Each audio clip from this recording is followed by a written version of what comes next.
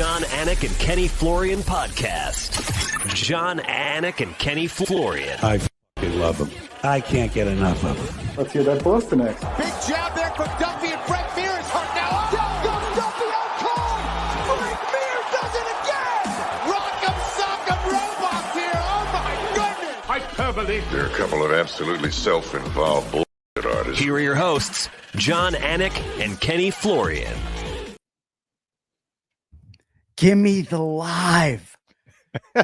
No more live to tape, Ken Flo. Give me the live on a Monday. Happy tax day. Monday, April 15, 2024, episode 482 of the Anik and Florian podcast. UFC 300 is in the can. We are live.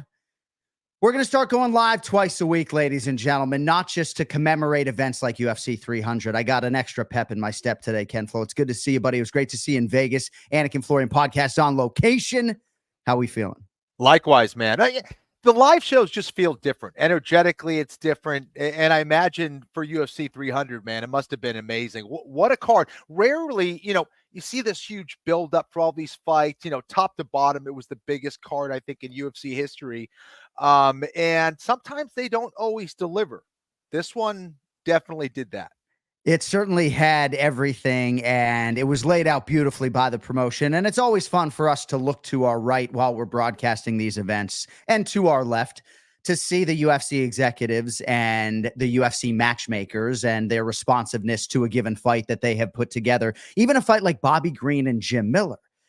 Promotionally, they were adamant 4 times to put that fight together. And man, Bobby Green was leaking blood of Jim Miller all over that octagon. And it just sort of snowballed from there. A tremendous show. We're going to recap the ever-living fucking daylights out of it with you today. We're also going to talk to Ray Longo. We'll ask him how it felt to have the only winning fighter booed at UFC 300. No, I'm just kidding, but I'm going to give it hard to Ray Longo as I usually do. He'll join us at the bottom of the hour, and we are hoping to be with you for a couple hours today live on the Anik and Florian podcast channel, DraftKings YouTube channel as well, and we will get into all things UFC 300. Headlines brought to you by Cuervo. Now's a good time to enjoy the tequila that invented tequila. So kind of feels like I need to begin the Ray Longo minute with Max Holloway and not Aljamain Sterling, and kind of feels like I should begin the show with Max Blessed Holloway and not the UFC light heavyweight champion Alex Pereira, Ken Flo. I mean, you're sort of the A side of this podcast. 3 times you fought for the UFC title. Tough for us Team Florian folks that you never brought that home, actually. But just kidding. I mean, where do we even begin? I guess I would just start with being so attitude of fucking gratitude just for this live event and this fan base and this fight week and what this sport has built into to be able to have a showcase like this. And, you're going to be hard pressed to find an MMA card on paper with this type of depth. I would say probably until like 2032, UFC 400, maybe not. I mean, the Conor McGregor pay-per-views are enormous. Noche UFC is going to be huge, but it's just hard to have a collection of talent come together like this and stay together like this. And then to execute a show like that, we're very happy it's in the can, Absolutely. It felt big to me just watching at home on television. And it really starts to become this celebration by the UFC itself on this amazing milestone of 300 pay-per-view events.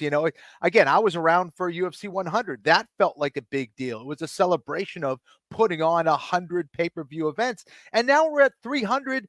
Yeah, and just being out there in fight week again, every time I'm there, it's a huge reminder of how big this sport has become, John. You've been able to see it. You're on the ground all the time, but I'm curious, where do you kind of rank this as far as the energy, specialness of all the events that you've called? Where would you kind of put this? Did it feel big? It felt big just watching. Oh, it felt enormous. As I said, we're glad this one's in the goddamn can, Ken Flo. Yeah. It's hard sort of to put these things in proper context, especially a few days removed from it. It didn't have that International Fight Week Hall of Fame backdrop. I think immediately you start to think about Conor McGregor pay-per-views, and the biggest show I had called prior to this one was UFC 229 in 2018, Conor McGregor versus Khabib Nurmagomedov, and the biggest fight in UFC history singularly, and I think that probably still holds, right?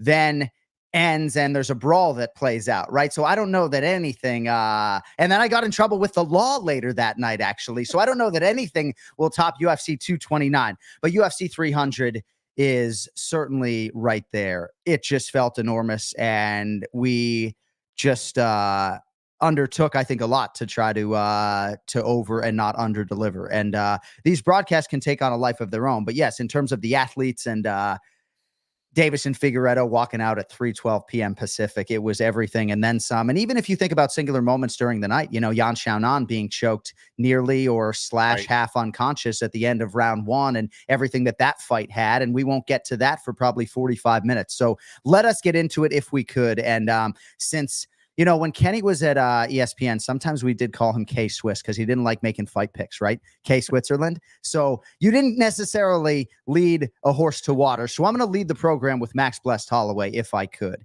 And if you had told Dana White and the UFC brass that the BMF title fight would have ended this way, you just couldn't have possibly jotted up any better. And even anyone who was lukewarm to the origination of the BMF title fight, Kenny, this sport needs to crown its bad motherfuckers. And in this case, the baddest motherfucker is Max Blessed Holloway. And certainly he's worthy of that distinction. And as Joe Rogan said on the broadcast, this win essentially takes him from arguably the greatest featherweight of all time to one of the all-time greats. And I'm glad that, not that he needed it, but I'm glad that he's now in that conversation. What a huge moment in a career full of them for Max Blessed Holloway. Isn't it so interesting how one performance can change the trajectory of your career in a lot of ways and can change the narrative extremely quickly? Now, were these guys both bad mother effers to begin with? Absolutely. This was deserving. Wait, why won't you say it? Are you a role model?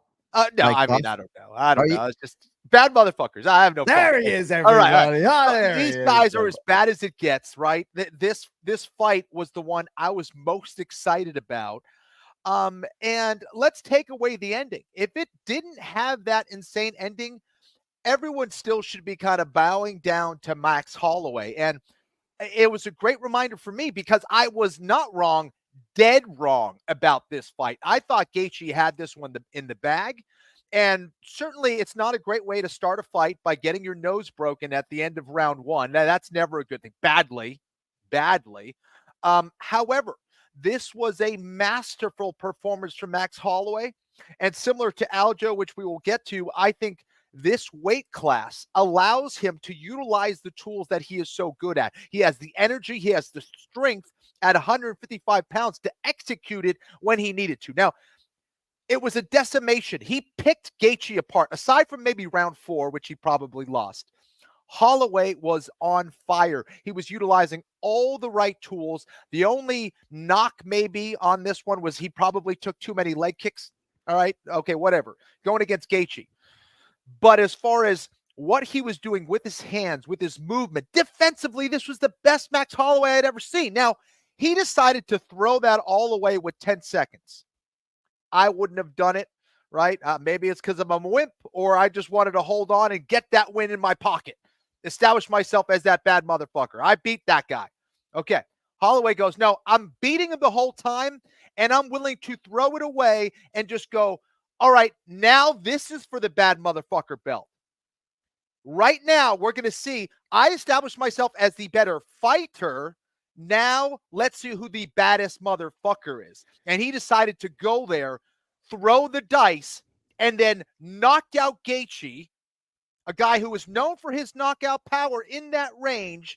He was better than him. I did not expect that. Now, there's some luck involved there. Could have gone the other way maybe, so there was risk involved. But for Max Holloway to be willing to do that and knock Gaethje out face first into the canvas with 1 second left in round 5, you couldn't write a script better than that. You would watch a movie and go, no, that would never happen. Not like that. Right. No, it did. Yeah. So Max Holloway, maybe the greatest volume boxer in UFC history. He's known for a lot of things, greatness, never knockout power per se. He had the recent knockout against Chan Sung Jung, the Korean zombie. And, say what you want about that, a tremendous highlight, but not this. And maybe at that point of the fight, Max Holloway doesn't think that Justin Gaethje is capable of finishing him.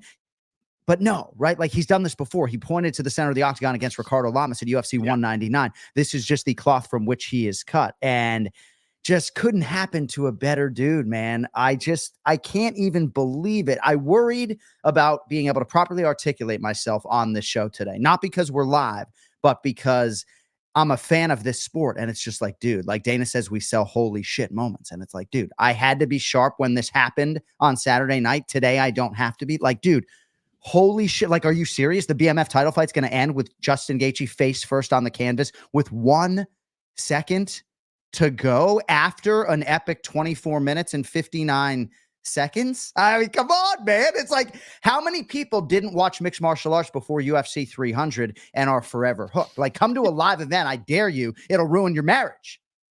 That's why you give those bonuses out to guys like Max Holloway. Again, that's just what we know. But imagine what he made or what he's worth to be willing to do that stuff. And this is from a business perspective, not from a strategical, tactical standpoint, but just from being an entertainer and going, I got a Max Holloway that fights for me. And I know if I put him out there when the lights are brightest, he will shine bright as well. And I think he may shine brightest at 155 pounds. Now, maybe that's the case, but I would say this. I saw an evolution in his game on a technical level. He just seemed sharper. He wasn't eating the same shots that sometimes he, when he goes out there and decides to trade in the pocket, sometimes you'll see Max Holloway eat a lot of shots, take a lot of damage. This was not the guy that fought Dustin Poirier. And say what you will, to me, yes, he was probably stronger and in better shape, all that stuff. But this is the coaches over there with Max Holloway deserve so much credit because they're not the names that people are throwing around. Even me, I couldn't come up with their names right now as coaches, but whatever it is they deserve. It's Gracie Techniques, I think. Michael Nakagawa. There's a lot of unheralded guys. Darren Yap on the strength and conditioning side. He's a loyalist too. He looked different. And again, the class that he showed, the respect that he showed to Gaethje, and then obviously the ending of that fight, everything. It proved me wrong because I said, you know what? I don't know if he is I thought he was kind of losing a step. Now, is it because maybe he wasn't ready to make that evolution in his game? Or is it the weight class at 145 pounds that is preventing him to look as good as he hopes, right? Is he cutting too much weight? I don't know what the answer is. Maybe it's a little bit of both, of dialing in that weight cut, and now he's a different fighter technically and tactically. But this was the best Max Holloway I've seen in a very long time, and it was a great reminder to me, hey, man, give these guys a chance. Even as many fights as he's had, they still can evolve, and that's because Max Holloway is not only a fighter, but he's a martial artist as well. There was a time, and not all fighters are both fighters and mixed martial artists. That's for damn sure. Right.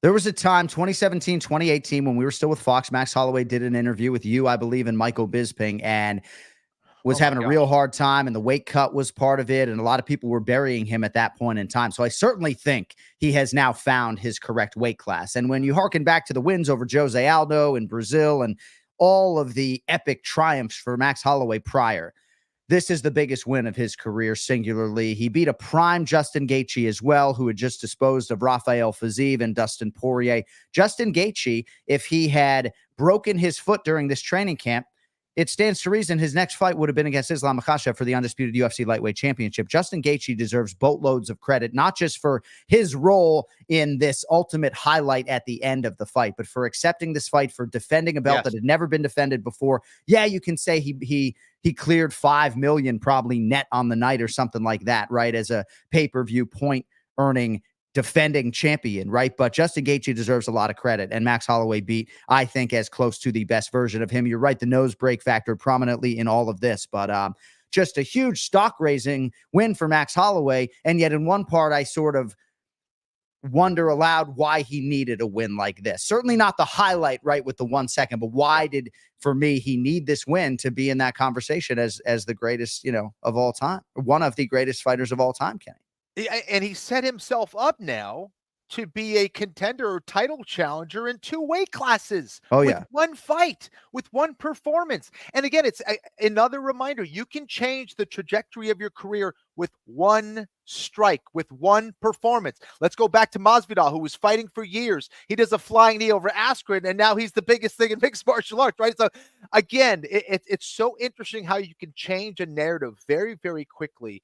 And Max Holloway has always been that dude, but questions start to arise. Can he still do that? He's been fighting a long time. He's had a lot of wars. Max Holloway is still at the top of his game, man. That was just unbelievable. I also think at this point, even though I do think he is his best version at 55, I think he's got a great chance to beat Ilia Topuria at 45, and I think that's going to be the next fight for Max Holloway for the undisputed UFC featherweight championship. Ideally, title defense number 1 for Topuria in Spain, potentially. I don't know. Maybe it would be Noche UFC. Who knows exactly when and where that fight will be. But Kenny, this obviously positions Max Holloway for 3 belts. He could defend his BMF belt. Chael Sonnen wants to see him do that. I don't think that's the next move at all. But he could also be a number 1 contender for 2 titles. I think he's going to fight Ilia Topuria. You do have a little bit of a different situation at lightweight. You already have a title defense announced for Islam Makhachev against Dustin Poirier, UFC 302 on June 1st. And then you also have Arman Tsarukyan lurking, who presumably is going to wait now and idle and maybe be next for the winner of that fight. But if Poirier beats Makhachev, then that throws a wrench into a lot of different plans. Talk to me about what is next for Max bless Holloway, whose world it is right now. Yeah, well, I'm kind of thinking on this, I guess, on the same level of Chael in some ways, in that you have this BMF belt now, right? And there's some questions as to what weight class he should be at. He wants to fight against Topuria. Well, again, I know we talked about, title winners defending their belt first before moving on to anything else. Would a happy medium be the BMF belt against Topuria at 150 pounds? Maybe. I don't know. Maybe they fight in the middle. And then if he was to win that fight, Topuria still retains his featherweight belt, and then he goes and does it at 145 pounds. I don't know. It's something that he's going to have to have a conversation about, because you could also argue, hey, man, he can go in there and challenge for the belt against Islam Makhachev at some point. There's a lot of options for him, and this is all because of Max. But if I'm being honest, the fight against Topuria, whether it's some kind of catch weight, which I'm sure the UFC won't be crazy about, but there is this BMF belt that he has now, so you could justify it that way. But I think the fight against Topuria at 145 pounds, we need someone who can challenge Topuria, and Holloway for me is the guy that stands out. And for Volk, he needs to take time away anyway, in my opinion. So we'll see what happens. Right. Well, full stop for me with respect on Topuria right now fighting for the BMF belt. And not to say that Ilia Topuria is Stephen Wonderboy Thompson, like a guy who could never fight for that BMF belt, right? And I say that with all due respect, right? You can't be like Mr. Congeniality, some super nice guy, right? Alex Morono's not going to fight for the BMF belt, He's just too nice, right? But I just don't know. Like Ilia Topuria, I just don't think he's deep enough into his career, right? For a BMF type of showcase, right? I think you could go Conor McGregor, Max Holloway for a BMF belt. And I think Max Holloway can make 45. I'm not going to say with relative ease, Kenny, at this point in time, but he's looked progressively better, remarkably, making that weight as he has gotten older. The last few times he really has looked good. He's won 2 straight fights at featherweight. So I think you got to go undisputed featherweight championship, Max Holloway versus Ilia Topuria. And if Max wins that fight, depending on how the calendar works and health is wealth, I'd like to see Max Holloway at some point position himself for a shot at the lightweight championship, because he just beat the guy and the version of the guy in Justin Gaethje who had laid out the resume to fight Islam.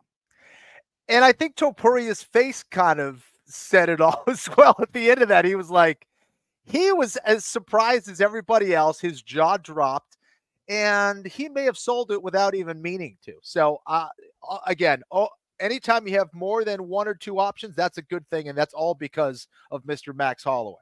You are an interesting case when it comes to somebody who could fight for the BMF belt, because as we've documented on the Anik and Florian podcast, Kenny's a martial artist and a much better human being than me, heaven and hell. He's definitely got the clearer path to heaven than me. But, he's not like Khalil Roundtree Jr. when it comes to octagon restraint either. This is a guy in Kenny Florian who gave Joe Lozon a couple of extra shots. And, so I kind of lost my train of thought, but like for you, no, it's baddest motherfucker, right? For you on this podcast, you're like the nicer guy, right? Like evil twin me, whatever. Like, but stylistically, I think you're a BMF type of guy, but I think maybe you even were too nice outside the octagon to have fought for that BMF belt. What do you think? Yeah, maybe. I think so. Well, also, I didn't have kind of that style of just fighting anyone, anywhere, at any time, just like I Right. did fight in different weight classes, but I Yeah. was definitely more calculated with when I Yeah. took the fights. I never Yeah. said no to a fight, but I just needed the right amount of time. Right. So I don't know if I would qualify All for right. that. All right. Yeah. So real quickly, in about 60 seconds, how would you handicap a fight between Max Holloway and Ilia Topuria at 145 pounds? Okay. I'm still not sure Max is going to be the same guy at 145 pounds. So I would have Topuria as a favorite, probably maybe in the minus 150 range, and maybe Holloway in the plus 125 range. So close-ish, especially after that last performance. But I would think Topuria would still be the slight favorite heading into that one. In terms of the leg kicks that Max Holloway absorbed in this fight against Justin Gaethje, a lot of fighters say this is a toughness equation. Now, we all have different pain thresholds or whatever, right? But like when Cody Garbrandt fought Dominic Cruz, it was this virtuoso performance. Cody could barely walk. As Dana White acknowledged at the press conference, Max Holloway is wearing super tight jeans, and I see him at the post show, and he's not even limping, right? So what a tough customer. Yeah, I mean, absolutely. And do again, you hitting him in believe the right spot.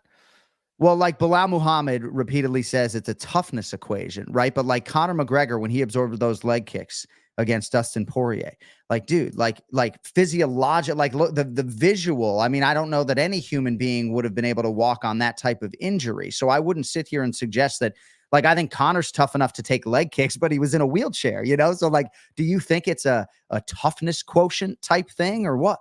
I think it's a toughness quotient, definitely in that realm as far as having that toughness, but also having the ability to keep your composure so you're not losing any added energy to the equation, right? So I think when you grow up in Hawaii and you grow up in the way that Max Holloway did, he's dealt with a ton of adversity, man. And he's had a lot of street fights along the way. That's just kind of the nature of, living there. And I think nothing kind of phases him at this stage. He's seen the worst of it.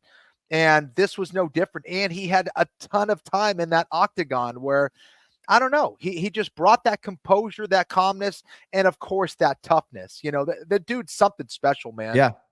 Congratulations to Max Blessed Holloway on a life-changing night and performance. And anyone who watches this show regularly knows that his performance against Calvin Kattar from January of 2021 on Fight Island on ABC is immortalized behind me. That is the singular greatest performance that I have seen with my own eyes. But that was against Calvin Kattar. That was not against a prime Justin Gaethje with championship stakes.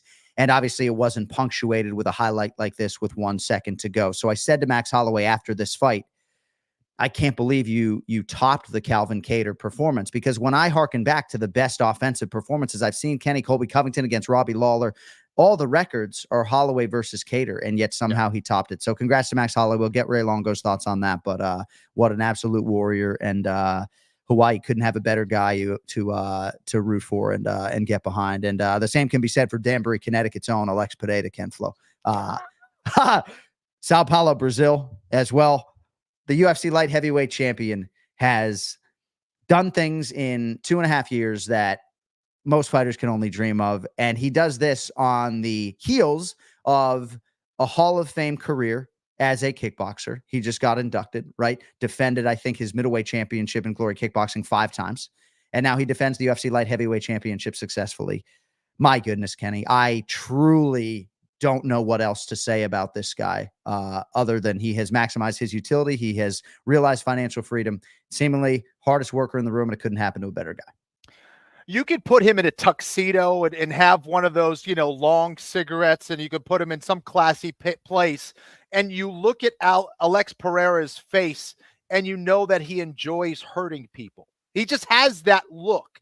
And, you go back to the press conference where Dana White is announcing that, yes, in fact, he will give everybody $300,000 bonuses. And every single person on that stage was cheering, was excited, was animated. And then there was Alex Pereira with just a stone cold face look, no reaction whatsoever, probably still thinking about punching Jamal Hill in the face. And he's just different. Everything about him, the way that he thinks, the way that he approaches the game, the way that he fights, the power that he brings, the speed that he brings. The dude is unusual. I mean, let's talk about the ending of that fight. Please. Gets kicked in the cup. Referee goes in to stop the accident. No. I got this. Just waves him off, walks forward, murders another dude with a left hand. He drops, he finishes him, puts him to sleep, and then goes like this with his hands like he's presenting a Thanksgiving dinner. Like, here it is. It's on the table. Look what I did. Here's my creation. This is what I do best in the world. Yeah. The dude is unusual, just crazy power and structure. The man is special, just like Holloway. And again, this was the cherry on top, right? I mean, unbelievable. Jamal Hill's a very dangerous dude. Yeah. But the aura that Pereira brings, he just took over the fight. And you know what else is crazy? Not for nothing else, since we're on the fucking DraftKings network. That Alex Pereira minus 125 money line, right? When you looked at all the factors, the active competition schedule, the lack of a major injury, all the big time title fights that Alex Pereira competed in, and then just the different nature of his life and career as a striker. Like, I think Jamal Hill, if his life has played out differently, could have been a really high level shooting guard, not to sit here and suggest NBA, right? Yeah. But, there are a lot of factors in Alex Pereira's favor. And when you look at that gesture at the end of the fight, his inner monologue is like, is that all you got, man? Like as if to say there are levels to this game. Like this one thing that you want to try to do, if you're Steve Erceg on May 4th against Alexandre Pantoja, lay some sort of foundation for a rematch with Pantoja, even if you don't win the fight. And I'm not at all being suggestive of Steve Erceg not being able to win that fight, right? But go to war with the guy, establish yourself as an undeniable bona fide flyweight elite. And I believe Jamal Hill's a light heavyweight elite, right? But Alex Pereira would be minus 600 for the rematch at this point in time, right? So it's going to be a rebuild for Jamal Hill. And we didn't hit on what's next for Justin Gaethje. Time permitting, we will. But dude, Alex Pereira is the real deal. And his game has been called simple, which is fine. But, best of luck to the rest of the light heavyweight division. We all love Magomed Ankalaev and his game and his wrestling and his versatility. All the best against that Poatan cat. No question about it, dude. But like, for anyone who's operating at a high level, right? Like yourself for broadcasting and anyone, no matter what you're doing, it's always about the fundamentals and hard work that you put into it. It's all the things that people don't see. You're doing all the things that a lot of other people don't want to do. Throwing a left hook a million times, and analyzing your structure, analyzing your training, going back and doing the basics until you're sick of the basics and then doing it again. Like all those years of kickboxing and Muay Thai and boxing and all, like this dude is unbelievable. And he knows he has that weapon now.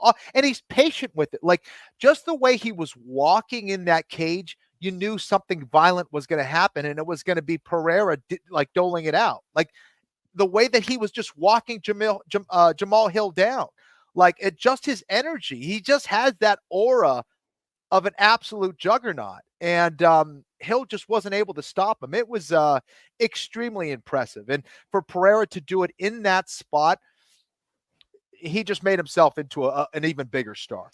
Conor McGregor made his UFC debut April 2013. Ken Flo was there. I actually was expecting a child. Not me. I mean, I was the dad.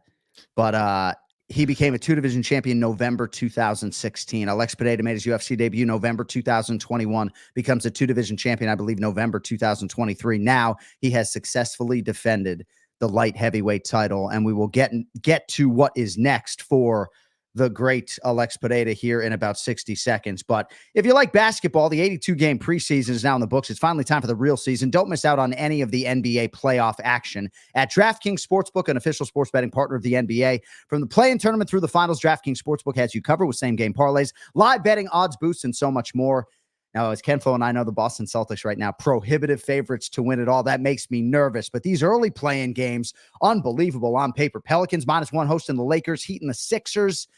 This is the time of year I love to bet the NBA, and you can too. I mean, the UFC's got the week off, so why not? Download the DraftKings Sportsbook app. Use code AFPOD. New customers bet $5 and get $200 in bonus bets instantly. That's code AFPOD only on DraftKings. The crown is yours. Gambling problem? Call 1-800-GAMBLER, or in West Virginia, visit 1-800-GAMBLER.net. In New York, call 877-8-HOPE-NY or text HOPE-NY.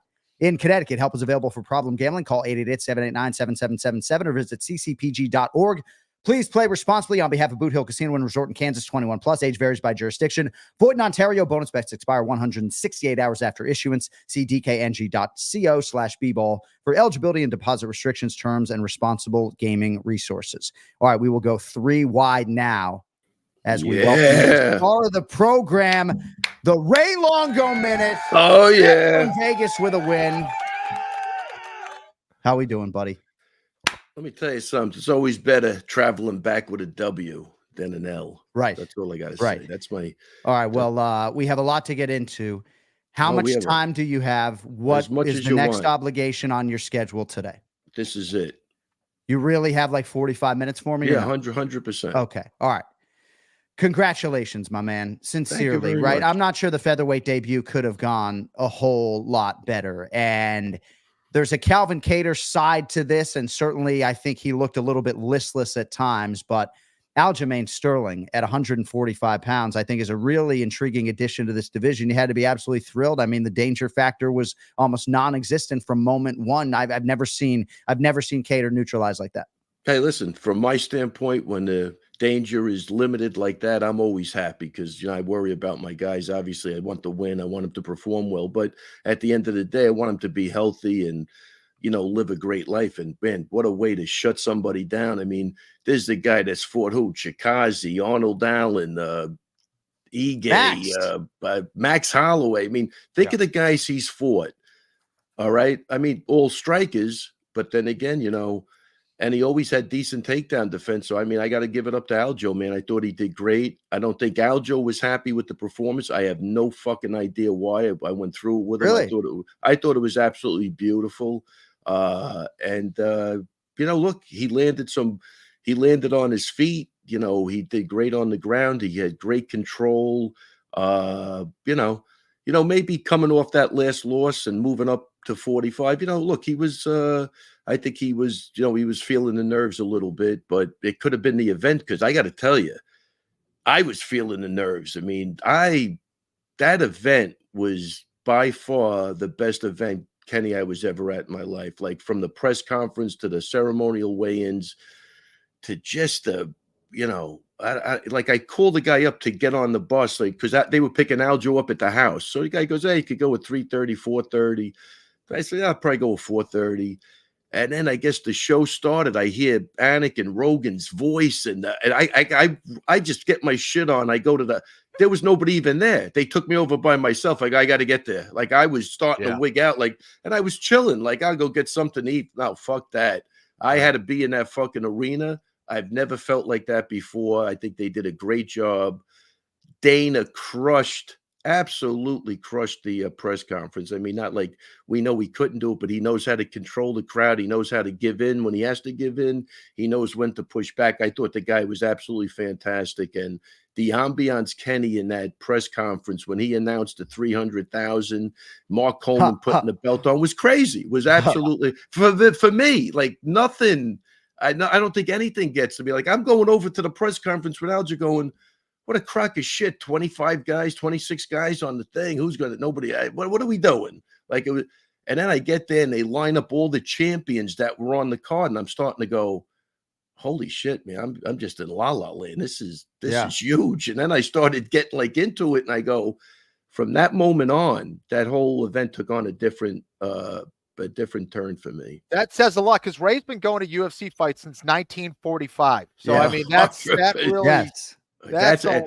And Kenny, that's a compliment. Thank you. I think it was actually 39. But Ray. But these are the things you can't really know unless you're there. You're present. You're feeling the energy of the crowd, right? I wasn't feeling it before that. That's all I'm saying is they did such a great job that they brought out that emotion. That, again, when you've been around for a long time, it just becomes matter-of-factly. Yeah, right. I was really beautifully surprised what a what a great job. Yeah, that this was. curmudgeonly New Yorker who forgot to get his haircut before UFC 300. I see him Thursday night at the Virgin Hotel. Shout out to Big Ron. We're in the penthouse. Big Ron, And thanks to baby. Ray for coming by, and making the effort to come by with Chris Weidman. But yeah, I see this guy Thursday night, and his pants are wet because of the press conference. I'm like, what's going on here? Yeah. I mean, this guy's usually No, I actually pissed on my pants, but thanks for covering it up for me. But no, that's great. And we probably should have led with big picture UFC 300 stuff with you, but it was great to see you. And, this guy shows up at our appearance with Cuervo as well. I mean, what a soldier you are, I mean, man. Weidman was there. I haven't talked to him since the fight, so we got to see. I mean, I don't know. I wish I could have stayed for the Cuervo thing. I really did. We had the team dinner, but it looked like the ambiance was great there too. It was great seeing Kenny. Yeah. Getting his due, getting his accolades that he well deserves. Exactly. And I love it. And John, you're always a big star with everybody, but it was just great. Everybody's accessible to the people. That's the type of people I like to be around. All right. Well, before we potentially circle back to Aljo, one of two winning fighters to get booed at UFC 300. No, I'm just kidding. I got to give it to you a little bit. Hey, right? listen. No, come on. He's not. That's not unusual. I'm just kidding. I love him. Yeah. Huh? What? That's not a new thing for him to No, get of course booed, not. so. No, and I just DC wondered aloud during one of these fights. Like, I just don't understand how mixed martial arts as a sport, and we're not going to talk about this today, but how does mixed martial arts get booed as a sport when wrestling and grappling is a part of it? Like, when the fight transitions to one part of the sport, it's just interesting. Like, to see if NBA athletes got booed for making layups instead of 3-pointers or something. It's just weird. I think my biggest advice to him, John, in between whichever round it was, don't fucking listen to this crowd, man. Do not let them become a factor in this goddamn fight. You are doing unreal. Unbelievable. Yeah. And he learned his lesson in that last fight against O'Malley. I don't think he really needed to pressure. I think he was rushing himself and then, got caught with that shot. But the thing for me, Ray, I think, which I probably saw incorrectly, I saw an Aljamain Sterling that had way more pep in his step. He had way more strength and was timing things really well. And I think there were some question marks on my part of going, can his strength translate to 145 pounds? And that was not a problem. I didn't see that really being a problem at all. He's that strong. And then as far as the energy that he brought, this is a much better. I think he was probably showing maybe 75% of what he actually had in 35, and obviously still doing extremely well, being a champion who defended the belt. But I think we're going to see a much better Aljo now at 145. I think he at least proved that and is on that right foot. Well, now he knows what he can do up a weight class. And Kenny Calvin's a big dude. He's a big 45.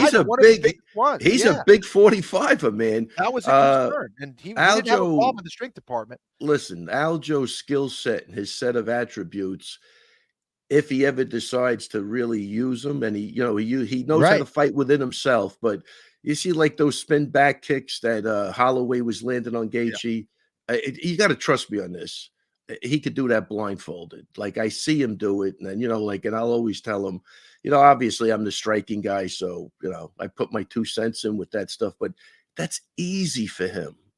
Easy. And he might tell you differently. I'm telling you that from watching and he's got so many other tools that he hasn't really shown yet that, it's going to come a point in time he's going to let everything go completely. I think on that end, the grappling he's got down to a science. There might be a matchup that necessitates that he use those things at some point in time, especially up 10 pounds, right? Yeah, without a doubt. Certainly, we've always known he's a flashy, decorated, dynamic striker, but it's one thing to do it, in one setting and another. Guys, we're not talking about Aljo. We're live right now. We're not talking about. You want to talk about Anthony Delemy right now, or can I get back to fucking my? No, let's give a shout out to Anthony Delemy. Great win for him. No, I said no. Later? No, I said later. Yeah, we're not doing that. You do it real quick right now. I then get back to Max. No, we'll go back later. No, you're not going to rush Anthony Delemy. We'll go back to him. Go. Move on. Let's go. We'll get to fucking Delemy later. You later. fucking kidding me with this thing? I'm jet lagged.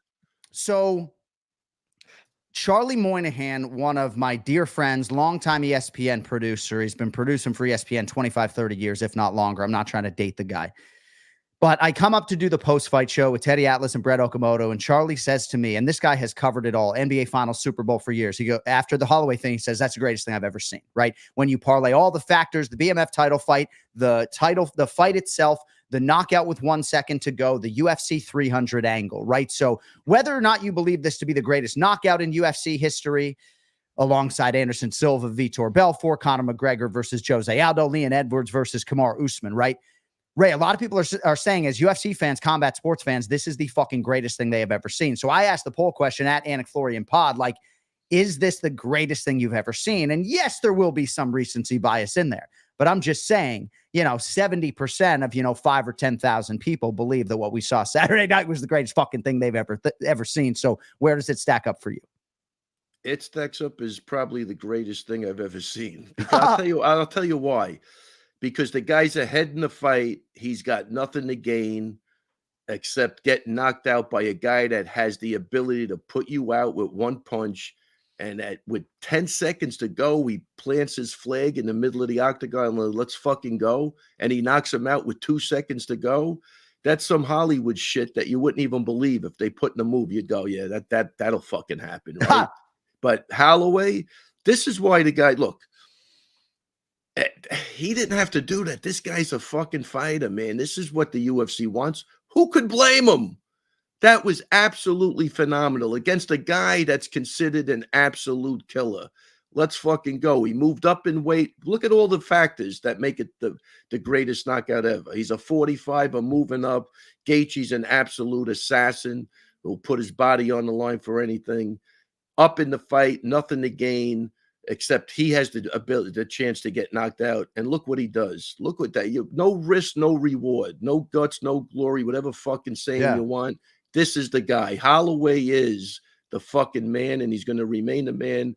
And that just guaranteed him a title shot at Topuria for 100%. I'm sure of that. That's I don't know what else to say. Like all those other knockouts came within the fight, same weight class, not some good company behind, but nothing like this where it was the timing, the pacing, like anything else, like a movie, like a stand-up comedy set. Yeah. His pacing and the timing of everything was absolutely beautiful. And he pulled it off.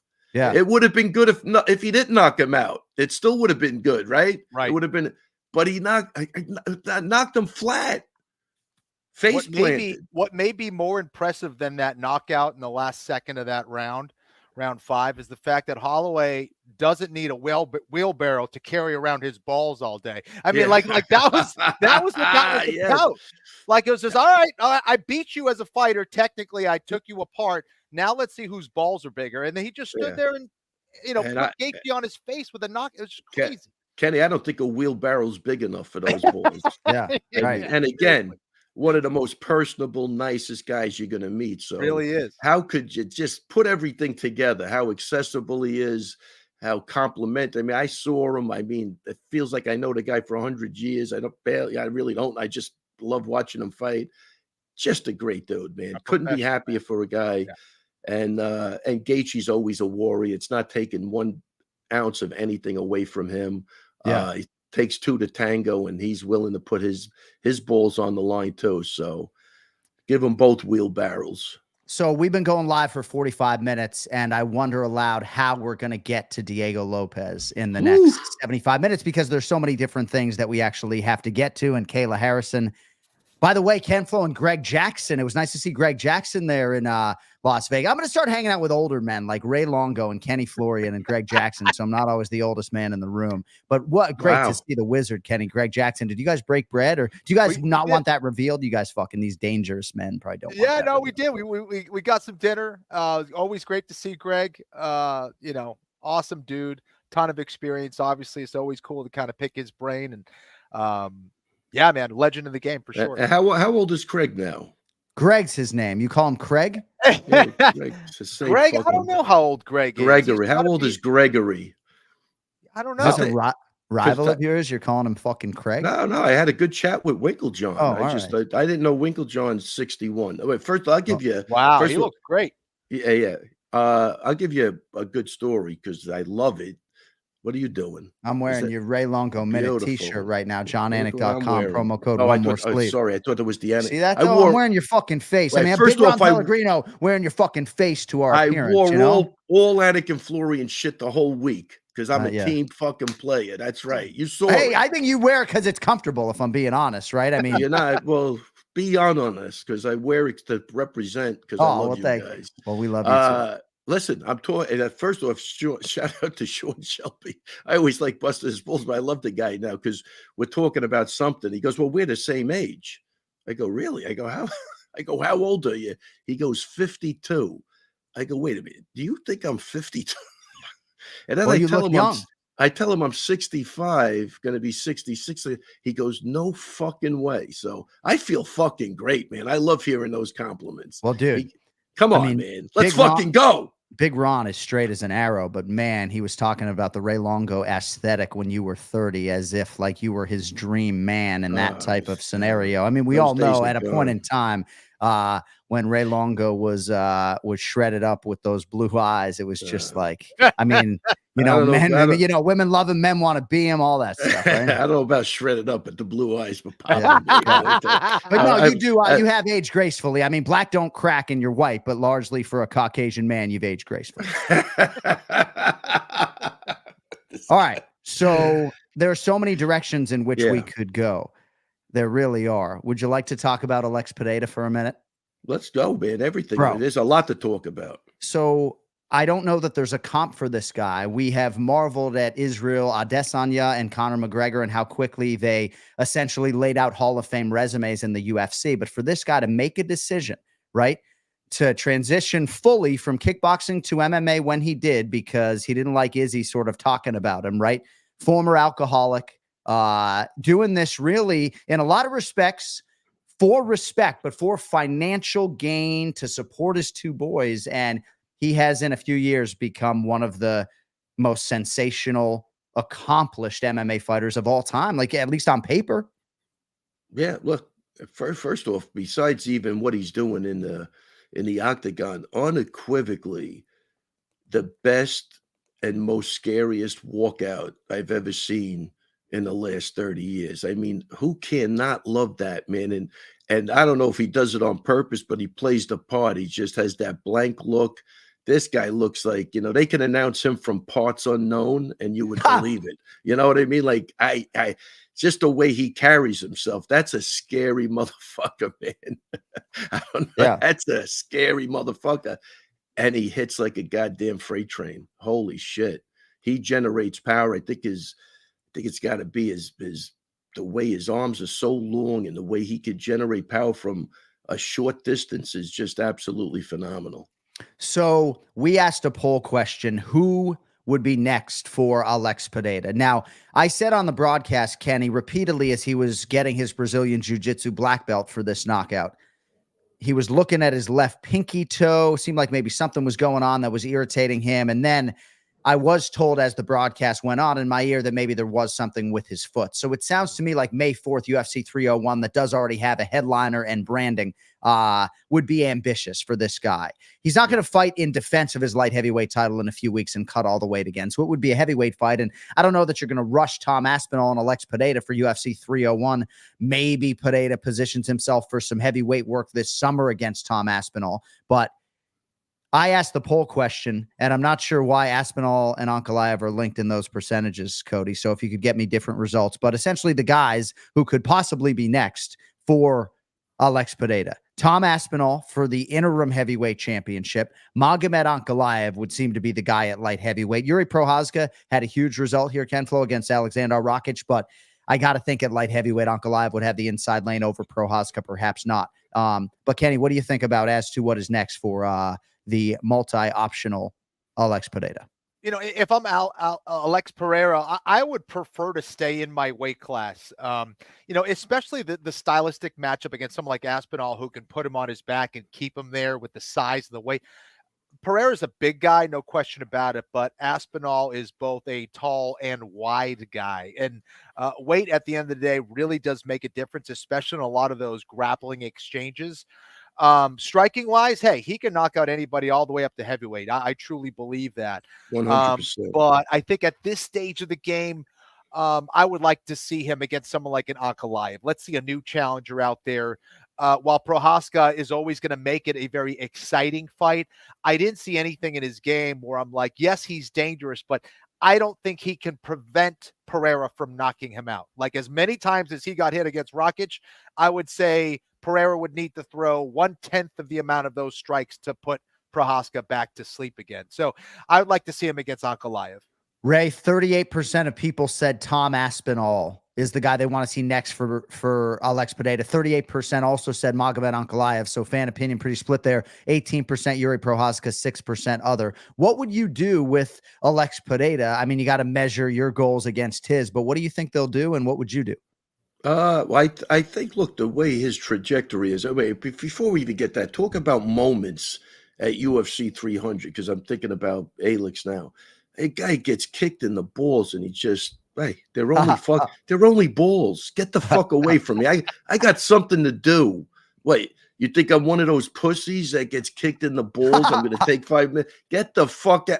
And he goes in and does this. I'll tell you, these are moments, dude, that this event had some shit that's going to live on forever. And I just want to give credit to that too, because I'm blown away by that. Didn't even look. Didn't even turn his head. Wouldn't take his eyes off his opponent, because that's not what guys like that do, man. Even when he backs up out of the stare down, he ain't turning around and running back to the corner. He's making eye contact as he's walking back. This guy is so fucking dialed in. I love it. Listen to this quote about it. I was starting to find my distance. I started using leg kicks from the beginning so I could find his distance. He's a southpaw, so it's a little harder. My game plan was to start throwing hands after that. So then he threw the groin shot, but it did not really hurt too much. So I chose to just keep pushing so I did not have to reset the distance, capitalize on the moment. Like fight IQ, fighting a bunch of championship fights in a row against a guy who tore his Achilles. I'm not trying to like lean too much into the Achilles, right? But look at what Alex Pereira is doing, ladies and gentlemen, and think really seriously before you go bet against him in his next fight. Like he's all in right now in the middle of his fighting prime. He's getting better every fight. Yeah. And to your point about what do you do with him? Look, if he wants to go to heavyweight, I think what he's been doing is absolutely phenomenal. Why not try to complete the hat trick, man? Let him go up a weight class and do something big, or at least give him the opportunity. I 100% think he deserves it. And I think the crowd would want it. I think the fans, obviously are behind him. He's building this aura that's invincible, and give him that due, man. I say go for it. Yeah, really run with it, because now's the time to do it. It's not going to be there forever. Kenny is a very covert operator, so we don't even know his inner circle necessarily. The next thing you know, he and Greg Jackson are, looking to make sure there's no imminent threat at the bar, and then we don't see Ken Flo again the rest of the week, Wow. But Like in a terms of ninja. surrounding yourself with good people and being some sort of byproduct of the people that you perpetually surround yourself with, Plinio Cruz, Glover Teixeira, this Alex Pereira corner and circle is really tight for Nelly Feliz, everybody else, and they did a really good job with him, and he might just be getting started here in terms of what he's going to accomplish in the next 4 to 5 years. Ray, you want to go? Go ahead. Sorry. Yeah, John, you could see the friendship there, right? You could see that they have a good time busting balls. They like each other. Not a big camp. They're coming out of Danbury, Connecticut. I don't think there's another gym up there. Right. I mean, come on, man. I mean, this you guys, all tight knit, local, 100%. no nonsense, fucking I don't know how tight knit we are anymore, but we were tight. But that's what I'm saying. I love that type of scenario where these guys are friends, and just nothing's coming before that, and they're knocking it out of the park. Yeah, they're knocking the cover off the ball, and you have to love it. Love it. Yeah, and I also think that from a promoter's perspective, as far as Pereira, when you have a star like that, a guy who's doing so well in his division, I think you have to be careful to not push him into the heavyweight division and then maybe diminish that kind of luster potentially. I think you kind of want to keep him, get the most out of him in that weight class, and then maybe do that later. Not to say he can't. I agree. He can, but you got to keep building that star. The dude's doing unbelievable. Yeah, I mean, I agree with that from a long-term standpoint, but from running off the emotion and the momentum you have now, look, the only way it's going to be a disaster is with the grappling, right? Like you say, he could strike with anybody. So they could definitely pick a guy up there that could be tailor-made for him to get a heavyweight win. There's absolutely no question about that. Yeah. But from a building standpoint, you're 100% right. From a seizing the moment standpoint and cashing in on a big payday, I say strike while the iron's hot. This is the time to go. And again, it could backfire, but you know, he wanted to take care of his 2 kids. That'll be well taken care of. They'll be well taken care of. So I don't ever want to deny a guy of a payday. Kenny, Boston Celtics head coach Joe Mazzulla shows up to the morning shoot around today wearing a Zhang Wei Li t-shirt. No way. Yeah. That's crazy. Talk to me about Zhang Wei Li over Yan Xiaonan. Unanimous decision 49-45 times 3. And let me just say off the top, really tactical, fun fight. A lot of admiration for both corners, but particularly to Uriah Faber and Danny Castillo. They've done tremendous work. Marcus Reeves as well with Yan Xiaonan, and just loved watching them sort of coach her through a lot of the perilous moments of that fight.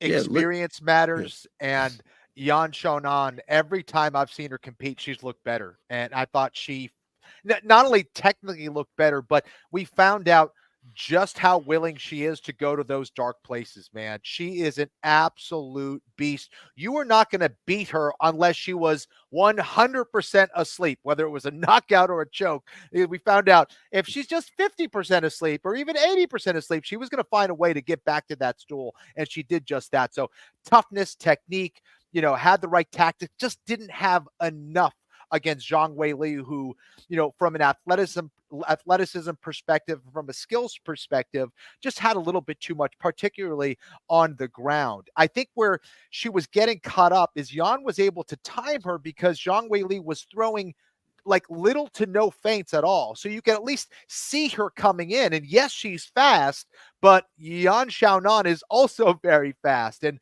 was catching on the counter a few times, was the longer, taller fighter. So she was kind of able to see her enter. She was landing the right shots. So for Zhang Wei Li, I'd like to see her feint a little bit more, but still her ability to get you on the floor and now look like a wrestler and look like a jiu-jitsu fighter is really impressive.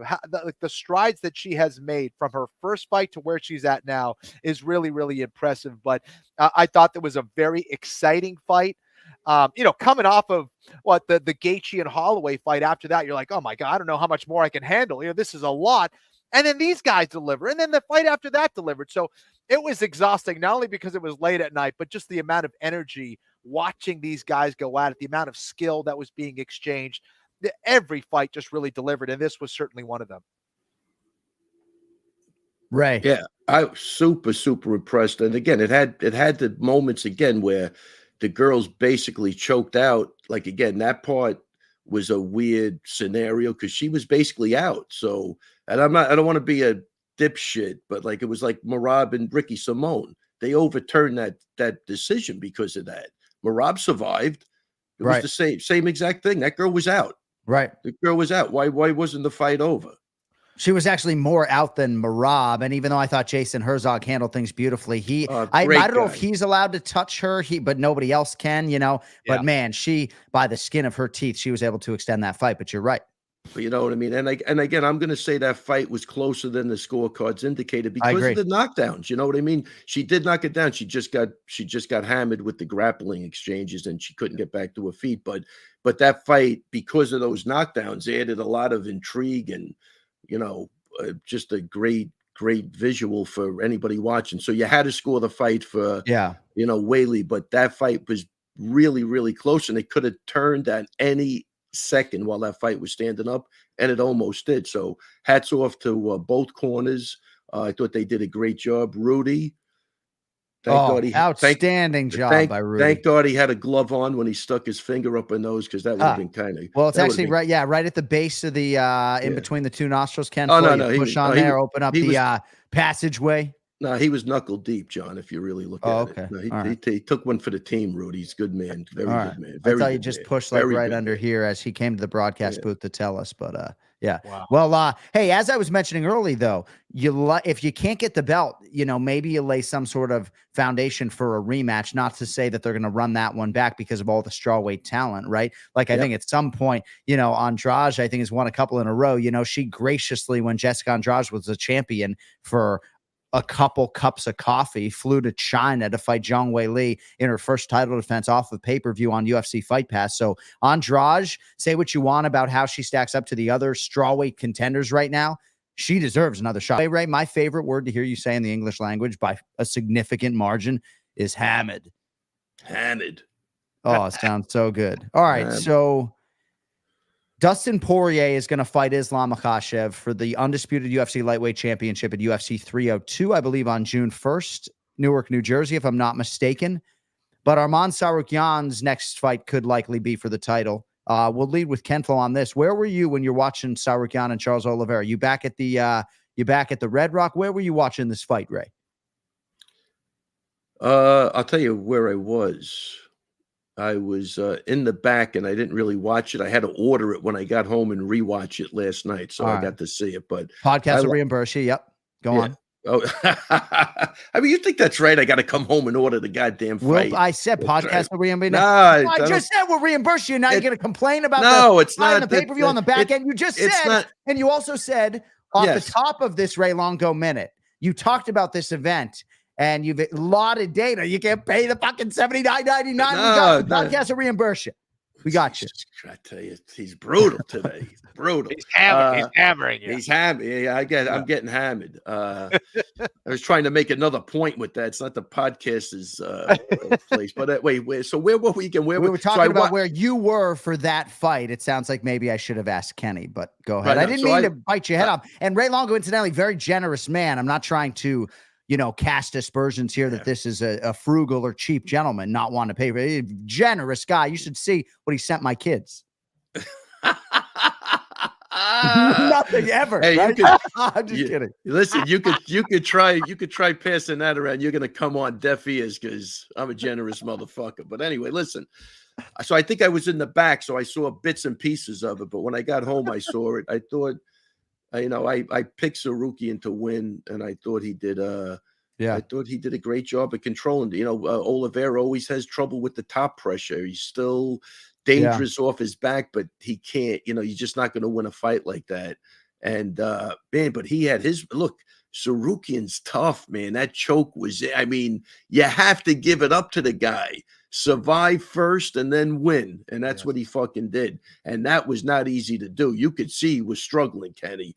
And I'm saying 99% of the guys would have tapped. He's not one of them, and he deserves to win that fight. And I think that's a really I want to see that fight more than any other fight. I want to see Tsarukyan against Islam. That's the fight I want to see more than any other fight. Ken Flo, Charles Oliveira, Arman Tsarukyan, talk to me. Yeah, I'm with you on that. I think that's why Tsarukyan was a favorite. And Oliveira, again, proved that offensively he is a problem. He's a nightmare because of all the tools that he brings offensively.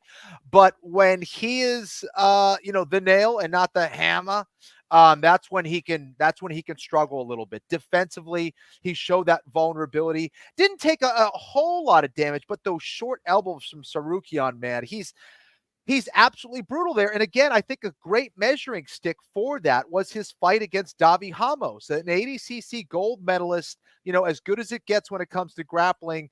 And he was dominant from that top position. He was not afraid to engage on the ground, something that a lot of people are afraid to do against Oliveira, and did so after almost getting submitted off the guillotine, by the way. But he really did a great job of being defensively sound when he needed to be. He was winning the rounds when he needed to, battled back after losing round 1, winning rounds 2 and 3, and doing it on the ground against Oliveira, and I think that vulnerability kind of revealed itself again here for Charles Oliveira. Still going to be exciting. I still want to see him fight, yes. But he came up short because of those same things that he's been kind of showing in previous losses, or even when he kind of comes back to win and we see him get dropped with something. But he's still really dangerous. I think I saw some improvements in his striking as well. So Oliveira is still getting better, just defensively needs to be a little bit sharper. But Tsarukyan, man, proved himself to absolutely be worthy of fighting for a belt in the near future. 100%. And I think also, Kenny, he's a guy that you got to put to sleep or you're not stopping him. Like he's not going to quit. He's not going to tap early. He's got to go out. Lights got to be out completely, else that guy's going to be a problem. Definitely. Thought it was a great fight for him. Oh, and it's really telling just to hear all the other pro fighters talk about Arman Tsarukyan. And Kenny, by the way, some connective tissue for you and me. You hearkened back to the fight between Arman Tsarukyan and Davi Hamosh. So I asked Arman in the fighter meeting any sort of comp from your past or maybe a fight that might, help you with this one. And he mentioned Davi Hamosh. So, Yeah, I mean, that's going to be a confidence builder. Right? And the other thing is, in that fight, I would have loved to seen 5 rounds, because it wasn't absolutely clear who was going to win that fight if we went into rounds 4 and 5. So maybe we see that down the line at some point, but just an awesome fight. Very technical. John, that's pretty good. Hawking back. What'd you watch? Robin Hood before you got on the broadcast? Hawking back. I know. Embarrassingly enough, I've dropped that verb twice today. I regret doing that. It's becoming a little bit of a verbal crutch on this episode, but I'm a little bit underslept, he. Let's hawking back to the all right. Sorry, Bobby Ramos fight. I'm underslept. That was the most exhausting night of my professional career, which is neither here nor there. I get that, man. So, but Charles Oliveira, I'd just like to say really quickly, I feel like I want to get a Charles Oliveira tattoo. And I'm not sure if he's the most popular, fighter in the world right now, but he's certainly in the top 3. It's crazy to think that Amanda Nunes, upon retirement, sort of said, I want some Brazilian to, take the throne now and become a champion, because at the time there were no Brazilian champions, right? And Alex Pereira and Charles Oliveira, 2 of the biggest 3 stars in the company right now, essentially. And Alexandre Pantoja has also won the belt as well. Maida Bueno Silva was not able to get that done, right? But it's just amazing what Charles Oliveira has become. And even if the loudest ovations on this night were reserved for Alex Pereira, Charles Oliveira has a relationship with this fan base that is on a level that, people can only dream of. Can we get to Bo Nickel, Ray? I got like 7 more minutes with Ray Longo. What does the rest of your day hold, Ray, by the way? I'm just, my day, I cancel all my private lessons. I'm going into workout, and then I'll teach the 7 o'clock class. Maybe in the future you don't even book those privates on a Monday following a pay-per-view when you're crossing time zones on the way back, right? Not want to inconvenience those people. You might as well just get ahead of it and not book them, right? Yeah, could. That's what I did. I think. But thanks for I don't know, nothing. But well, no, it's out for you. Some of those people listen. So if you guys are listening, just in the future, just don't be expected that Ray's going to show up on those Mondays after a pay-per-view. Seems today he prioritized this show killing over your business, Ray. My goodness. I could. I just wait. I'm killing his business. Is that what you're saying, Kenny? All right. I mean, we can take this offline. I feel like we've done some things to maybe help your business. Maybe the chicken pound can send me some fucking chicken before the end of time. Wow. Jesus. Yeah, chicken pound getting a shout out. Yep. What else 2 we shout got? outs. Bo Yeah. Let's get to Bo Nickel, shall we? Yes. Cody, maybe you can chase the quote as to what he said Dana White said to him after the fight. But Nickel comes over after the win over Cody Brundage. He was a little bit disappointed. I know he expects perfection, and he did get hit with a right hand early in this fight. But the end comes at 3:38 of round 2 by rear naked choke. Bo Nickel 6-0. Realizes a stool for the first time in his MMA career, right? Longest pro fight coming in was 2 minutes and 54 seconds. What'd you make of Bo Nickel methodically moving forward, kicking off the pay-per-view? Ray Longo. A couple of things. First off, the guy got booed at the press conference. For what reason? I have no fucking idea. Maybe they were mad he was on the main card. But I think more impressive than the fight for me was the way he handled the microphone, and very articulate, man. I got 6 goddamn fights. What do you want? Give me a chance to grow a little bit. You know what I mean? And guys like that can't get fights on the regional scene. Nobody will fight him. So he's got to do on-the-job training in the biggest show in the world, and I think he's doing an absolutely great job. Do I get the, and again, I'm biased and everybody could attack the shit out of me, but do I get the Chris Weidman vibe when Weidman was coming up? He was going in there like, he was taking people out, the Lawlers, Munoz was a good wrestler. I mean, he did some stuff coming up, and he had no fights. He had 5 or 6 fights. How many fights did he have when he fought for the title? So I'm not getting that vibe, because I think Weidman had a different type of presence, and he wanted everything as quick as possible. But what I love about Bo Nickel is he's taking his time, and I think it's really going to pay off for him. He's super intelligent. I love the way he spoke. Obviously, he's talented as a motherfucker. But I think he's got the right thing. He doesn't want to be pushed into anything big. Give him a chance to grow, because, again, you can't get fights on the regional circuit. I'm there. I promote fights. Nobody's fighting a guy like Bo Nickel. And like I think he said, if you get the contract, just sign the goddamn contract because, it is what it is. And let him have a couple of fights, build him up the right way. And I think you're going to see an outstanding champion. So he might have been disappointed with the performance, but I love the way he handled the mic. I think he's got a clear vision of what he wants to do and how he wants to get there. And it sounds perfect to me. So Weidman was a little different, man. He wanted it. I like the and Weidman, Weidman, when John Jones, somebody backed out of that fight, I was on the plane, but when I got off, I had 10 messages. He wanted to fight John Jones. So he was just right in the mix from the beginning. You know what I mean? And it was a little different. And for Chris, it worked out. But I think this guy's taken a more methodical approach, and I love it. I think it's the right thing to do. Yeah, no, that's really valuable stuff there from the legend, the wise Ray Longo. Kenny, Bo Nickel thought he would be 10 or 11-0 when he got to the UFC, but certainly hard to find fights. Twice he competed on Dana White Contender Series, no contest. Yeah, Kemflo back in the day, 2-1, same thing. Who's going to fight Kemflo regionally? Kenny actually is like, these local promotions like say no elbows, and Kenny's still fucking throwing elbows. So, eventually just got to get to the UFC. Can't find anybody to fight locally. But Kenny, what'd you make of Kenny was fighting at 205 and he couldn't get fights. I mean, that's fucking crazy. Unbelievable. Kenny, what'd you make of Bo Nickel? Well, listen, I can also relate to not having a whole lot of experience and then kind of being thrown into the fire. It's like, here you go. You're in the UFC, kid. You got 4 fights. Good luck. Not easy, because you're inevitably going to make some mistakes. Now, if you're able to make some mistakes and still get the wins, these are great things. Bo Nickel didn't have a perfect performance, but it was still damn good.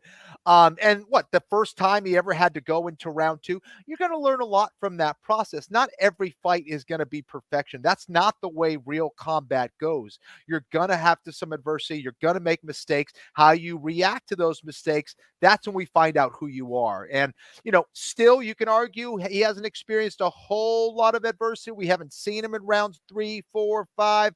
We haven't seen him when he's hurt. We haven't seen him when he's tired. We will still find those things out. You can't buy experience, and he's going to be learning as he goes and during these fights. But still, I thought it was a really solid performance. For me, I think he wasn't really able to manage the energy of the fight a little bit. He kind of was just engaging whenever Brundage wanted to engage. And I think it would be probably one of those fights where it seems like it was really being played very like almost in fast forward during the fight. I want to see Bo out there being able to kind of lead the dance, go when he wants, diffuse pressure when he wants, as opposed to kind of just being this mad scramble. So I think that's probably more of what I would criticize. But I mean, come on, I'm still kind of being very picky here. Bo Nickel is also special, and I expect him to be a champion in the future as well. Yes. There was a lot of pressure on Bo Nickel. We asked last week, is there more pressure on him or Kayla Harrison or Zhang Wei Li? And a lot of that pressure was just rooted in kicking off the pay-per-view. And Dana White came over to provide some reassurance and just said, if you keep doing what you're doing, you're going to be a big star. I just think some of Bo's disappointment was not only his own perfection, but kicking off the biggest show in UFC history. And all those big favorites, Kayla Harrison, Bo Nickel, Zhang Wei Li, were able to serve as the favorite. Ray, I'm supposed to let you go right now. No, so I'm good. All right. So, I mean, do I go Delemy or Prochazka is the question. Let's go. First of all, let's talk about Kayla Harrison because I had the opportunity to meet her. He's like, how about neither? Absolutely love her. This is a great soul of a person. I think she stands for the right stuff. What a performance she had. Handles the mic beautifully. Give it a title shot. I believe she'll beat Raquel Pennington. She deserves it. I think she represents women's MMA beautifully. And like, again, I just, for meeting her for the first time, just felt like an East Coast ball busting mentality. I love her. Yeah. And I think she deserves the shot. That's the call. Give it a title shot next. She's ready for it. She's a professional when you talk to her. Oh yeah. You know what I mean? Like on every level, she's exactly what you want in a fighter, in a person, in everything. So hats off to Kayla Harrison on a great UFC debut. And I think Kenny had mentioned something before where she wasn't put on there was so many fights. She kind of wasn't the main attraction, which takes a lot of pressure off you, Kenny. I think that's a really good point. Whether it would have bothered her or not, because she's got such great experience, who knows? But those octagon jitters with the UFC, and you're at that press conference. Oh yeah. Everybody's human. I mean, it could really affect you, but she seemed to be totally unaffected. She's dialed in, and she deserves that shot. I'm 100% behind her. Always be a big fan of hers moving forward. I think she's unbelievable. Yeah, she'll be a 5-1 favorite probably to beat my friend Raquel Pennington if they do fight. Is that your buddy? Yeah, well, they're all my friends. I mean, I just got to know Kayla, but I like her as well. But yeah, Raquel and I are close, and I remember being with her after one of her 2 losses to Holly Holm, and just tremendously frustrating. And then she reeled off, 5 or 6 in a row to become the world champion thereafter. So, but Laura Sanko, my great colleague and friend, said that she feels like Kayla Harrison to the UFC is exactly what women's MMA needs right now. And I would agree with that. I think Kayla just a breath of fresh air to the table. And if anybody can speak, Kenny, to what she has accomplished professionally and dealt with personally, it's you, right? Saving her family and adopting these 2 beautiful children and raising them on her own. Just a tremendous ambassador for MMA and the UFC. And she's got a little edge to her as well, right? She moved to Boston when she was 16. I don't know if we can claim her as Massachusetts natives as, first, Massachusetts fighter, right? Like when we talk about Ken Flo being the best fighter out of Massachusetts, we're not going to put Kayla in that class, are we, Ken Flo? That's a good thing because she would be the better fighter out of Massachusetts. Listen, I think that she went out there and did Kayla Harrison things. I mean, that's what she does best. She gets a hold of you. She throws you on the ground with something spectacular, and then she beats you up. And we have to remind people that how many people go out and fight Holly Holm and actually look good? Not a whole lot of people. Holly has a knack for making you look bad, even in wins, even if you beat her. It's not one of these things where you can dominate someone like Holly Holm. Rarely does that happen. And with all that experience, with all that athleticism and size and striking ability, she's going to be a tough matchup for anybody. And this was pretty flawless from Kayla Harrison. Aside from that takedown where Holly was able to get on top, Holly still didn't take advantage of that position. It was Kayla, kept her composure, got right back to her feet, went right back to work, got the takedown, took over. Nasty, nasty grounded pound. I mean, she was strong all the way at 155 pounds, 145 pounds. Yeah. I can't even imagine what it's like to lock up with Kayla Harrison at 135 pounds. The fact that she was able to do that, she was on point from the get-go. I was seeing her slowly lose that weight, cut down. Everything's perfect. The UFC really has a star in Kayla Harrison. Like, you just saw it coming. When I was hearing that she was maybe going to go over to the UFC, I was like, this is probably one of the best things they could do for women's MMA. She is going to be huge. She's going to be massive. People still don't know the full story behind her and what she's accomplished. As that story comes out more and more, I think she's going to resonate that much more with the fans. But she's got the skills to back it up. She's got the pedigree. She's got the story, and she showed the whole world that she has the skills to back it up as well. Not a whole lot of people can go out there and make Holly Holm look like that. Yeah. And the unknown, John, was, can she make the 35? She's jacked, that girl. So she made the weight. I was on the bus with her, I think before, whatever. She never wavered in her personality. Some people don't want to look at you, they want to talk to you. She was upbeat, every aspect of that whole thing. So again, hats off to her team. She's got a great corner. Steve Marco, Anderson, Mike Brown's obviously great. Her strength and conditioning coach, I can't think of his name, but I know he consulted my great friend Tony Ricci, was a part of that and helping her make the weight. And Tony had nothing but beautiful things to say about her. So she's surrounded by the right people. She's in the right spot. Like you say, she's got the backstory. She lives it. She speaks it. And she's, you just, when you talk to her, there's something special about this girl. There really is. She's just I just say like a beautiful soul. That's what I see. I don't think I'm mistaken. Like, I don't think she's pulling the wool over anybody's eyes. She's a really sweetheart, this girl. And I just wish her nothing but the best. She was on my flight back to Miami. Took up a lot of that overhead space, did Kayla Harrison, I'll tell you that. All right, so I thought on this night it was a particularly outstanding night for my broadcast partners, Joe Rogan and Daniel Cormier. And if you could only see Joe walk into the dressing room just jumping out of his skin with enthusiasm and excitement. And we were talking about the depth of the card, and I hope I'm not speaking out of turn, but we mentioned Diego Lopez versus Sadiq Youssef, and Joe said he thinks Diego Lopez is going to be a world champion. And then Diego Lopez promptly goes out there, Ken Flo, in 1 minute and 29 seconds and disposes of Super Sadiq Youssef in a way we have never seen before. Like, I'm not sure where the credit's supposed to be dispersed in terms of like a fucking pie chart, right? But like Francisco Grasso, man, like what this dude is developing is unbelievable. Ken Flo, Diego Lopez, man, like this is a BJJ coach, just a 5-tool player. I wouldn't be surprised if this guy's in a championship setting in a win or two, man. What a rise to stardom, man. It's crazy. Well, this was one of those fights, right? Like every fight, you're trying to prove something. But this was one of those fights for me where I go, okay, we're going to find out if he's going to be a title contender. If he's able to beat Youssef, just to get a decision win would be impressive. Like, hey, he's here. People need to watch out.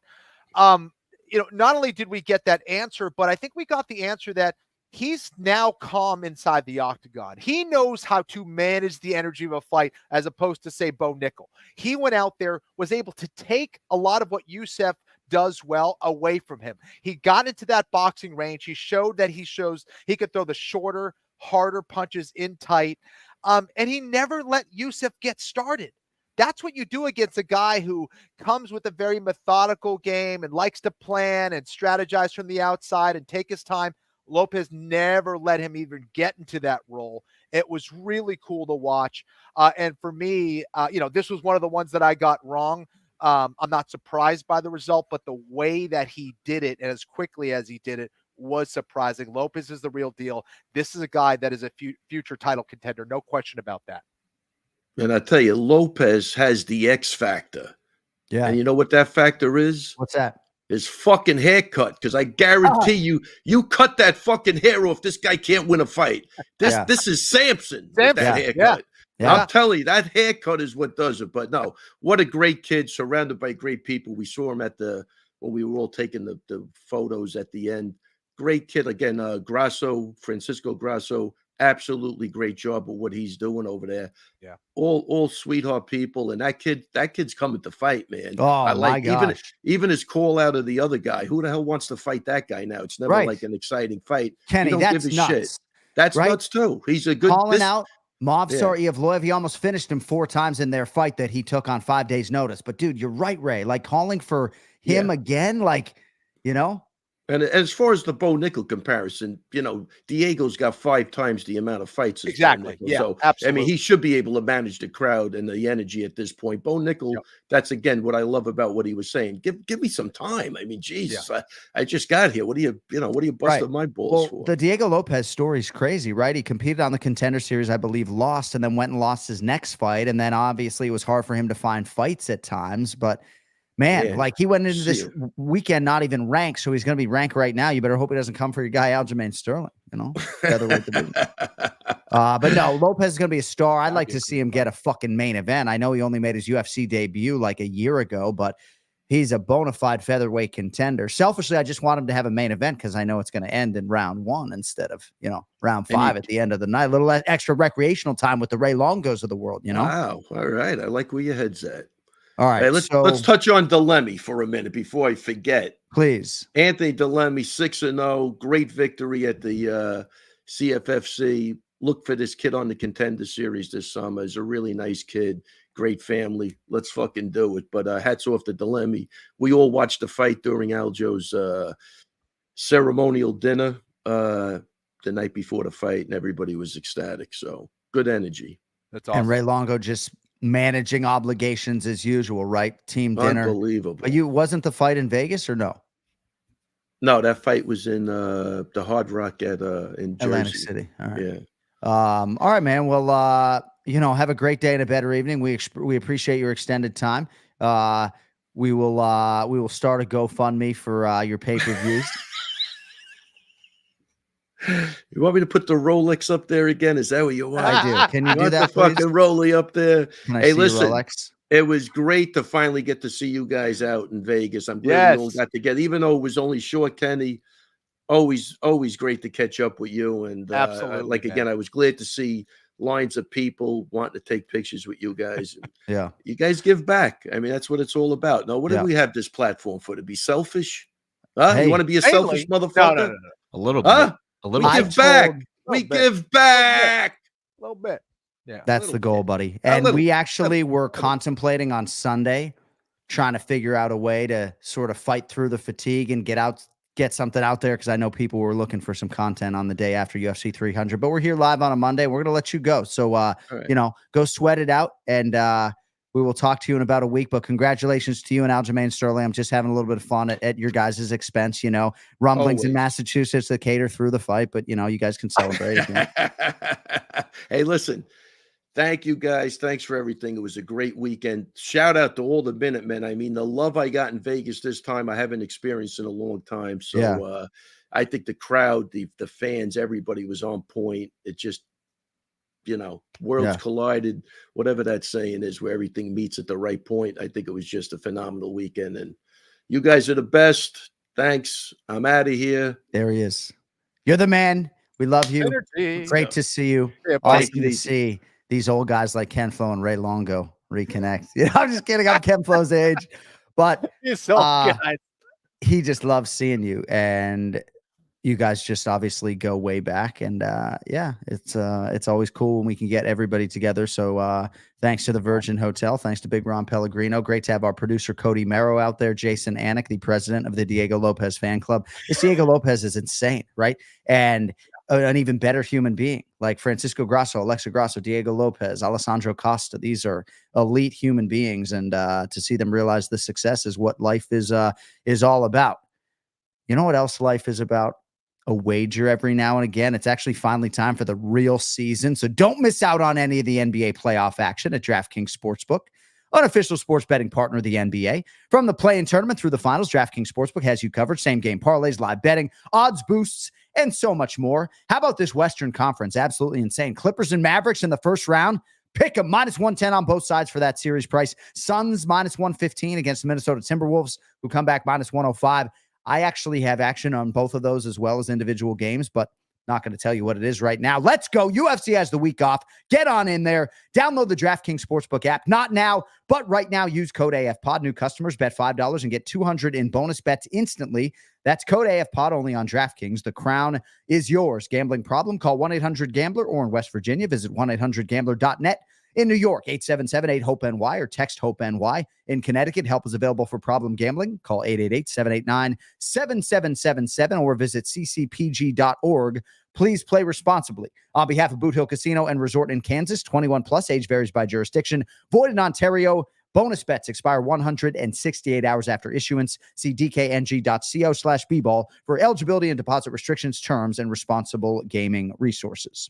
All right, so real quickly, Kenny, I'm going to try to be efficient on some of these final fights at UFC 300, and then time permitting, we'll get some thoughts from you on Conor McGregor, Michael Chandler, and potentially even Islam Makhachev against Dustin Poirier, both of which were announced over the weekend. Also, Sean Strickland, Paulo Costa. So, Aljamain Sterling, we talked about his performance. I just wanted to get your quick thoughts on Calvin Kattar, because I don't know that there's much fight left in this dog. I mean, he has, been through it to get to it. He has often talked about the journey being the destination. He has realized a lot of success as a promoter. This was a challenging matchup, but, he was completely neutralized. And not to suggest that wasn't all Aljo's doing, but I don't know. I kind of felt bad for Cal on this night, a huge showcase for the sport. And, for whatever reason, Tyson Chartier, our friend, couldn't get him going. You're on mute. Love you, though. Gosh. It seemed like, there was an issue with his ability to get his striking going. And I think it was kind of twofold. It was the unorthodox approach from Aljamain Sterling. And also, I think it was the threat of the takedowns. It seemed to freeze up his striking. And I don't know, in some of those exchanges, like when he was up against the cage, you like to see a certain level of composure, but you also want to see a certain level of competitiveness. And I'm not sure there was that sense of urgency out of Kattar that you'd see in other fights. And perhaps that was maybe his lack of willingness to fight. I'm not sure I want to go that far. I don't know him well enough, but seemed like in other fights he's had that energy, and it just wasn't there against Aljo. Now, certainly Aljo's doing a great job of controlling him, especially up against the cage, on the floor, all that stuff. But I don't know. It definitely lacked a sense of urgency, I think, that you normally see from Calvin Kattar. Renato Moicano over Jalen Turner by TKO. The end comes at 4:11 of round 2. Not sure if Jalen Turner was chasing a potential $300,000 bonus, which he might have had a better chance to attain with a walk-off style KO. But the next thing you know, he was on the wrong side of it. And Moicano's the guy who deserves a lot of credit, Kenny. I love watching him grapple and get the fight where he wants to get it. And obviously, he was able to take Jalen Turner out from there. What do you make of Moicano rallying, for a victory here in a huge spot at lightweight? Yeah, now Turner's inexperience is maybe his mental competitive awareness may have lost him this fight. He had Moicano hurt at a certain point, and you were talking about me following up, maybe if the person's hurt. I don't do that necessarily to be mean, but I do it to make sure I get the result that I want. If you hesitate during a fight, then man, you could be in trouble. That 1 second window, which may even be smaller in mixed martial arts, can be taken away from you if you're not applying the pressure on the toughest individuals in the world. You have to, if you see a spot, you got to take them out. And Jalen Turner allowed Moicano back into this fight because maybe he felt that the referee should step in there. You're not a referee. You're a fighter. You fight. You don't let the referee go in there and try to dictate what happens. You have to follow up and try to take that guy out. And when someone is very tough like Moicano and dangerous and knows how to time his takedowns, he was able to battle back. He put Turner on his back. He cooked him in round 1. And in the second round, was able to really take advantage. Turner was pretty much exhausted, didn't know what to do, was overwhelmed. He found that opportunity to take him out with ground and pound, and he did just that. Jalen Turner has a lot of talent, but you have to be better with the decisions that you make in the UFC. Those things matter. Yeah. And on a night on which both Yuri Prochazka and Max Holloway asked for an appearance on the Joe Rogan Experience, I thought it was great to see Renato Moicano say that Joe Rogan was going to be his podcast guest today. So hopefully that comes to fruition. But it's going to be interesting to see what they do with Moicano because there's just an undeniable electricity about him. I'm not sure I've ever enjoyed seeing a Brazilian speak English and work a microphone than this guy, Kenny. He really, I don't know, he has multiple lines every post-fight interview that really resonate. I can tell you he's extremely popular with the Bitcoin community right now. I'll tell you that, mentioning Austrian economics and Mises and all these things and property rights. I mean, so, just that whole community, they have a favorite fighter in Moicano, and there's a lot of Bitcoiners out there. They were just, they couldn't believe what they were hearing in the post-fight interview. But, when you have a guy who has really changed the way he approaches the fight, you heard him that I cannot afford to lose. It means that I'm going to fight really smart now. I'm going to be exciting when I can, but I'm going to fight smart, get the wins that I need so I can elevate my career and maybe fight for the title at one point. But more than anything else, he's trying to make as much money as possible. That nickname is there for a reason. He's doing all the right things, and he beat a really tough and talented guy in Jalen Turner. What did you make of Bobby Green against Jim Miller? Jim Miller suggested that maybe Bobby Green has a style that doesn't age well. I don't know that Bobby Green has lost much of a step at all. And when you look at some of the challenges, Kenny, that he has taken on over the last several years, whether it's Islam Makhachev on short notice or Grant Dawson when he was undefeated in a main event, just wicked impressed with the career evolution for Bobby Green, the sustainability, right? And now realizing financial success at this stage of his career and, taking care of business like that and battering Jim Miller 30-25 on one of the cards. Like, it's a huge fucking win for the King. Well, I think he has a lot of gratitude, for where he's at this point in his career. The fact that he is able to make a lot of money now fighting in the UFC, being on these huge cards. And, he's kind of fighting without this pressure. He's just kind of enjoying himself. He's enjoying the fights. He's enjoying the fact that he gets to entertain people with what he does best. And I thought this was an excellent performance from him. He had Jim Miller hurt many times during that fight. I think it's almost seemed like Jim Miller kind of ran out of his bag of tricks after round one, and Bobby Green understood what the assignment was after that, and then really kind of unleashed hell on Jim Miller. The body kicks down the middle, the proper range. It never allowed Jim Miller to really do what he does best, which is get to the clinch and hit those takedowns. Bobby Green was keeping him on the outside, was able to see the takedowns coming, was able to stop the takedowns and beat up and battered Jim Miller. Something impressive. All right. So last fight I want to touch on, and then I just want to talk some big picture UFC 300 stuff. We'll get to Connor and Chandler, and then we'll let you get back to childcare or whatever it is you do with the rest of your day. So Davison Figueiredo beats Cody Garbrandt by rear naked choke. I guess I'm just curious, like, where you see Davison in this 135-pound division in which they're all chasing Sean O'Malley, because that sounds like a fun competitive fight, even though Davison's going to need a couple more wins. Like, what are your thoughts on Figueiredo as a potential future 2-division champion, having twice already won the flyweight belt and now ascending at 35? Rob Font and now Cody Garbrandt in the rearview mirror. Well, I think his position is secure as someone you want to watch because of the skills that he brings in, because of the pedigree, what he's accomplished in the division, and the fact that he's exciting to watch. He's showing that he has multiple ways to win. He can switch things up. He can use strategy to win fights. And I think that was the difference here. The timing of his takedowns, taking advantage of the opportunity on the ground against Cody Garbrandt. And Cody was looking pretty good early on, but I think the takedowns, and specifically the threat of the takedowns, similar to maybe the Turner fight or the Cater fight, it tends to shut down your striking. If you don't have a lot of confidence with your takedown defense, it can shut down your striking. It to take you off rhythm.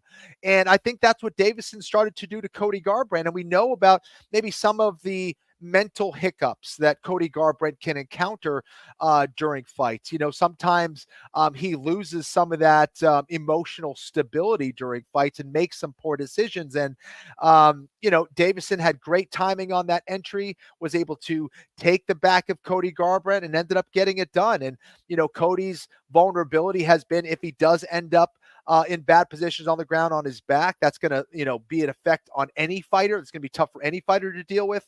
But when you have someone as sharp and as experienced as Davison Figueiredo, who's been there with tough guys in 5-round fights, and the fact that he is very durable and pretty emotionally stable in the fights, I think that was the difference. And it was a big, big win for him. And I expect him to do big things. Wouldn't be surprised to see him fight for the belt at some point, but there is a big line leading to that belt at 135 pounds right now, dude. All right, a few quick questions on UFC 300 on the way out. Fact or fiction, Zhang Weili's next title defense will come against Tatiana Suarez, who has competed at flyweight, but is now, of course, back to 115 pounds. What do we think? I think that makes a lot of sense. Yeah. All right. So, Bo Nickel, Khamzat Chimaev. Right now, do you favor Khamzat Chimaev in a matchup with Bo Nickel, given the MMA experience? Dream matchup for a lot of fight fans, Bo Nickel, Khamzat Chimaev. But sitting here April 15, 2024, who do you like? I like the matchup for Bo Nickel based on skills, but right now, because of experience, yeah, I'd be leaning towards Khamzat right now. In terms of ranking Max Holloway's knockout all time, our good friend Joaquin Buckley New Mansa against Impa Kasanganay. Aesthetically, I'm not sure you have a neater knockout. For me, I would put Edson Barboza against Terry Edom, actually aesthetically a notch above that. I thought there was like some attack happening on that arena in Rio de Janeiro. But I do think this greatest knockout of all time conversation, Kenny, oftentimes focuses on fights in which there are championship stakes. So I'm going to give you 3, and you tell me which one does it for you. Leon Edwards against Kamaru Usman. I'll give you 4. Leon Edwards against Kamaru Usman. Conor McGregor against Jose Aldo. Gosh, I could really open this thing up. No, I'll go Leon Edwards against Kamaru Usman, Conor McGregor against Jose Aldo, Anderson Silva against Vitor Belfort, Max Holloway against Justin. Man, out of all of those, I would probably be leaning towards the Conor McGregor knockout of Jose Aldo. Jose Aldo at the time was, easily recognized as the #1 pound-for-pound fighter on the planet. Conor knocked him out in about 13 seconds. Everyone's jaw dropped, the stakes, everything Conor was saying to build up that fight. And the fact that he was able to go out there and actually get it done in that fashion was something absolutely spectacular. Jon is just going back to his backup to get sound. But that was one of those moments I think a lot of people are never going to forget. However, the way it went down with Max Holloway, really just putting on a clinic against Justin Gaethje and then ultimately getting that knockout by pointing at the canvas and trading with one of the most dangerous guys in that division and putting him out face first into the canvas. That is without a doubt top 3, top 5 knockouts in UFC history. Just unreal. All right, so we're live right now. My studio just went down. We got the backup setup rolling. Can you hear me, Ken Flo? Yes, sir. I mean, this is what we do. So today's show has been so enjoyable that I'm inclined to go live every Monday and Wednesday, which I think would be very exciting for our listenership to not have to wait for the show later in the day. But, you know, sometimes when you got a brand new studio, you want to use it, but the fancy studio failed me. So we have the backup setup ready to go here live. All right, so last one from me before we get to Conor and Chandler. In terms of you ranking UFC 300 all time, you were with me there on the ESPN set for MMA Live at UFC 100. You have called a lot of big events dating to UFC 83. For me, I'm not sure that any event singularly would top UFC 229, but UFC 300 is close. We were talking off the air. Islam Makhachev and Alexander Volkanovski in Perth, Western Australia felt absolutely enormous, and I have actually a visual here, UFC 217, right in New York City, the night upon which 3 belts changed hands. George St. Pierre against Michael Bisping, Rose Namajunas against Joanna Jędrzejczyk, TJ Dillashaw against Cody Garbrandt. Some people might say UFC 205. For me, it's either UFC 300 or UFC 229. Where does this one rank all time for you? Yeah, I would say overall, top to bottom, first fight to the last fight, I would say probably the best of all time. But is it the best main card? Probably not. It's up there. But as far as, you know, it being the best main card, probably not. 229 is one of those that really stand out to me. But yeah, I think that overall, it really did deliver, man. There was a lot of hype behind this. Every single fighter fought their ass off, and it was an amazing bet. All right, Anik and Florian podcast poll question. Now that we know the weight class, 170 pounds, and we know the date for Michael Chandler versus Conor McGregor, June 29th, UFC 303, who wins the fight? Conor McGregor's the betting favorite right now, Kenny, albeit slightly minus 120. Michael Chandler, the even money underdog, plus 100. 57% of respondents like the slight underdog, Michael Chandler. I know you were not expectant to be making a prediction on this fight today, but I don't much care. Conor McGregor, Michael Chandler, June 29th. Who do you like? I think Conor is the better fighter. I think he's got more skills. I think he has more ways to win than Michael Chandler does. However, you know, Conor McGregor has so much going on. How much energy has he put into training for this? I don't know. It's hard to tell. I mean, what am I going off of social media and all this stuff? Like it's hard to really know. But right now I'd maybe be leaning towards Chandler, but I want to see more. I want to see footage. I want to see that Conor is focused training. I want to see him saying the right things. You know what Chandler's going to show up, you know, and sometimes he brings too much chaos and recklessness into the octagon. But you know, he's going to train hard and be ready. So, with Conor, I'm not so sure, but skill-wise, man, he is so talented. But I'm excited for that fight, man. That's gonna be pretty special as well. And then Islam Makhachev in defense of his title against Dustin Poirier at UFC 302. I think an interesting time for Poirier with confidence riding so very high to be getting this Islam Makhachev fight. The Gaethje result, of course, was good for Poirier's case. What do you make of Dustin's chances here against the thus far nearly perfect Islam Makhachev? It's going to be extremely difficult for him to beat Makhachev. You know, again, just based on his last fight against another grappler, no question for me that he'll be the more dangerous guy in the feet. You know, if someone gets the knockout, perhaps it's Dustin Poirier against Islam Makhachev, and Islam has definitely been improving his striking skills. I like it there, but Islam is going to have the ability to take this fight where he wants. Where does he want it? on the ground. That's where he's going to take advantage and be able to move and out-position Poirier, perhaps for an eventual TKO or submission. So I like Makhachev's chances as of right now. All right, thank you all for indulging us for this extended live UFC 300 recap. I did just want to say in closing at this live event, we acknowledge Chael Sonnen and Anderson Silva. Their fight from 2010 for the middleweight title will be inducted into the UFC Hall of Fame as part of our induction class of 2024. So Silva versus Sonnen won going into the UFC Hall of Fame. And I just want to say, as somebody who has hosted this UFC Hall of Fame induction ceremony for a long time, we use these wings as conduits to get certain people into the Hall of Fame. Not to suggest that our Hall of Fame is perfect, right?